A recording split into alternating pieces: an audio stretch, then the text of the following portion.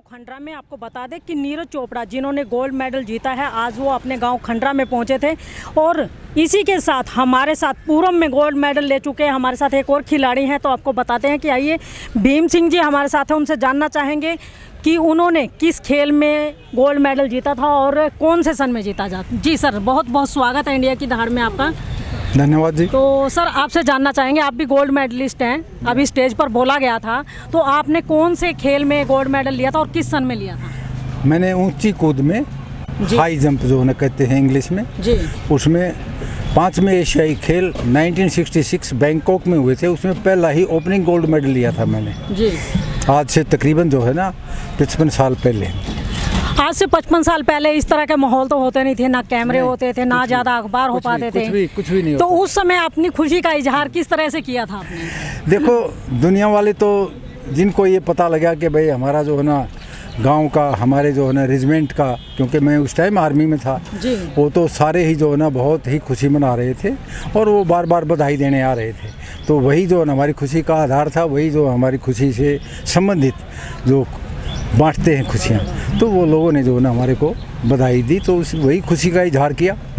तो आज नीरज चोपड़ा का जो सम्मान समारोह किया गया, आज उसमें शामिल होने का मौका मिला, तो कैसा महसूस किया आज और उस वक्त को कैसे आप कंपैरिजन करना चाहेंगे? देखिए, हमने एशिया में गोल्ड मेडल जीता था और उस टाइम ना तो कोई मीडिया होता था, ना कोई जो है ना टीवी होता था जी, सिर्फ जो है ना एक छोटी सी लाइन अखबारों में आ जाती थी कि हमारे इन खिलाड़ियों ने गोल्ड मेडल जीता, इन्होंने सिल्वर मेडल जीता, बस इससे ज़्यादा और कुछ नहीं था। लेकिन आज पूरा देश नीरज चोपड़ा पर गर्व कर रहा है और हर कोई जो है ना ये चाहता है अपने दिल से कि मैं इसको किस तरह से पास से जाकर बधाइयाँ दूँ, खुशी का इजहार करूँ, कैसे कैसे इसके परिवार को शुभकामनाएँ दूँ। तो आज इतनी भीड़ शायद जो है ना किसी बड़ी रैली में नहीं लगती जो आज उसके गांव में हमने देखी है, और सभी लोग दूर दूर से बधाइयाँ देने, उत्तर प्रदेश से बधाइयाँ देने लोग आ रहे हैं। तो ये एक बहुत ही, क्योंकि आज मीडिया का भी रोल है और आज जो है बाकी चैनलों का भी जो है ना बहुत ही अच्छा रोल है, जिसको हम कहेंगे कि प्रचार में कोई कमी नहीं छोड़ी।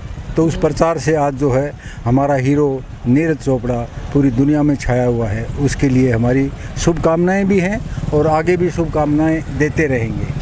तो भीम सिंह जी, आपने समय में और आज के इस दिन को, नीरज चोपड़ा के सम्मान दिवस को किस तरह से कंपैरिजन करते हैं? देखो, वो तो दिन और रात का अंतर है जी, उस टाइम रात थी, आज दिन है।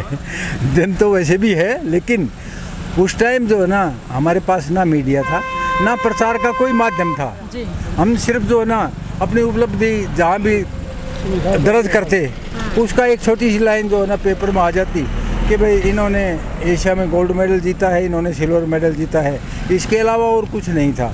और वो प्रचार सिर्फ सीमित लोगों के तक, जो अखबार वगैरह देखते थे उन्हीं लोगों तक रहता था। आज तो जो है टीवी हर घर में लगा हुआ है, उस टाइम टीवी तो था ही नहीं। तो आज का प्रचार में और उसके प्रचार में रात दिन का अंतर है। तो भीम सिंह जी, एक बहुत ही अहम सवाल, इतनी भीड़ होने के बावजूद, इतनी व्यस्तता होने के बावजूद नीरज चोपड़ा के परिवार ने आपको याद रखा, आपको यहाँ पर बुलाया, आपका भी मान सम्मान किया, क्या कहेंगे उनके लिए? देखो, वो तो आज हमारे देश का हीरो है, लेकिन हम पहले से ही, क्योंकि मैं आर्मी में जाट रेजिमेंट सेंटर बरेली में था और वहाँ मेरे नाम से स्टेडियम भी बना दिया गया है, जिसका पहले नाम जो है ना जाट स्टेडियम था, वो मेरे नाम से भीम स्टेडियम हो गया है, अभी भिवानी में भी है। तो उस टाइम में और अब में अंतर तो आप देख ही रही हैं कि नहीं, मैंने कहा आज आपको सम्मानित किया है, उनके परिवार ने याद रखा, आपको बुलाया गया है। उसी बात पर मैं आ रहा हूँ। तो उन्होंने जो ना भाई पुराने इनके जो चाचा भीम सिंह भीम हैं, उनसे मेरी एक बार पहले भी बात हुई थी, ओलंपिक में जाने से पहले की बात है। तो याद तो सभी आते ही हैं, जैसे अजमेर सिंह इसी गांव से पहले निकले हुए हो, आजकल रेलवे में हैं, वो बाहर हैं। तो हमारे को सबको, हम जो, मैं हरियाणा स्पोर्ट्स अवार्डीज़ की एक एसोसिएशन है हमारी, मैं उसका प्रधान हूँ। तो सभी खिलाड़ियों को मालूम है कि हमारी एसोसिएशन के प्रधान कौन हैं और वो सूचित कर देते हैं कि आप ज़रूर आइएगा इस फंक्शन में। तो इसीलिए जो हमारे को उन्होंने याद किया, वो बहुत बहुत धन्यवाद। भीम सिंह जी, आप तो अपना पूरा परिचय और किस बैच में आप रहे फौज में?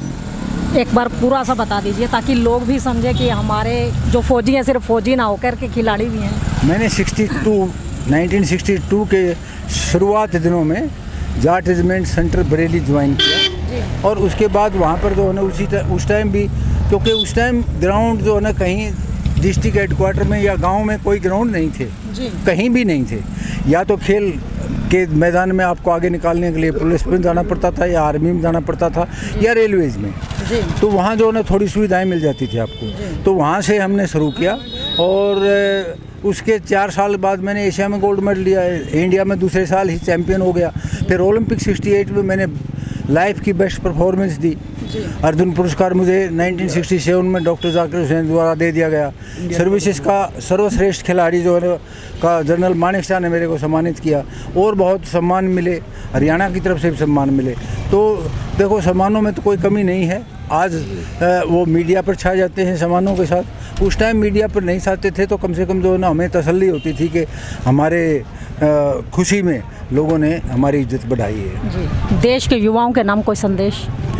देखो आज जो है नीरज चोपड़ा प्रेरणा का स्रोत है और आज के युवाओं को नीरज चोपड़ा को अपने सामने रखते हुए, उसी का उदाहरण देते हुए कड़ी मेहनत करनी चाहिए और अनुशासन में रहते हुए अपनी उपलब्धियों को ऊपर तक ले जाने में कोई जो न कम नहीं है, लेकिन किसी को मौका नहीं मिलता, किसी को मौका मिल जाता है। तो मेरी उनसे सभी से ये निवेदन है कि वो उनसे प्रेरणा लें, नीरज चोपड़ा से, और अपने जिस फील्ड में उनका हुनर है छुपा हुआ उसको आगे बढ़ाकर अपना और देश का नाम रोशन करें, यही मेरी इच्छा है। तो देखिए ये थे भीम सिंह हमारे साथ, जो पूर्व में ऊंची कूद जिसको लॉन्ग जंप कहते हैं उसमें इन्होंने, हाई जंप में इन्होंने एशिया में फर्स्ट अवार्ड जीता था और फौज में भी ये रहे हैं। तो आपको बता दें कि हमारे देश का जवान, किसान और खिलाड़ी सभी के सभी इतने ज़्यादा मेहनती हैं कि ये किसी भी हद तक जाकर के अपने देश का नाम रोशन करते हैं। तो सभी खिलाड़ियों को, आने वाले युवा पीढ़ी को, सभी को, इन खिलाड़ियों को, अपने देश के जवानों को, अपने देश के किसानों को अपने सामने रखते हुए ज़्यादा से ज़्यादा मेहनत करनी चाहिए, आने वाले समय में और ज़्यादा गोल्ड मेडल ला करके देश का नाम रोशन कर सकें। अपने सहयोगी के साथ रमा देवी, पानीपत।